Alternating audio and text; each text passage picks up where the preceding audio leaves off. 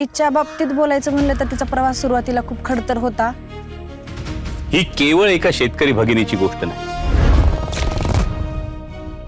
मग त्याचं कौतुक वाटलं आम्हाला, पण तिला शिक्षणासाठी बाहेर पाठवता आलं नाही। घरात तशी परिस्थितीच नव्हती, त्याच्यामुळे मग तिला आम्ही सपोर्ट केला या गोष्टींमध्ये। ही गोष्ट आहे संकटाला संधी बनवून यशाला गवसणी घालणाऱ्या असामान्य जिद्दीची।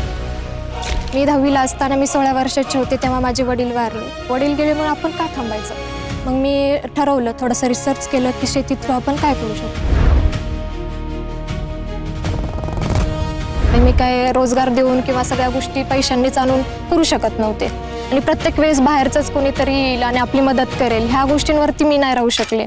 लहान मुलांपासून ते मोठ्या वृद्ध माणसांपर्यंत ती उपयुक्त आहे, आणि आयुर्वेदिकमध्ये पण भरपूर मेडिसिनल वगैरे यूज होते। तर हळूहळू मला अदर कंट्रीज सुद्धा मला फोन्स येत आहेत आणि ऑर्डरसाठी रिक्वायरमेंट येते। तर माझ्यासोबत मी अशा महिला कनेक्ट करते आणि त्यांना रोजगार निर्माण करून देते। खरं तर वडील जर असते तर त्यांना खूप आनंद वाटला असता की त्यांची मुलगी आज एवढ्या मोठ्या स्टेजवरती पोहोचली आहे। जर स्त्रीने ठरवलं ना तर ती इतिहास घडू शकते ना।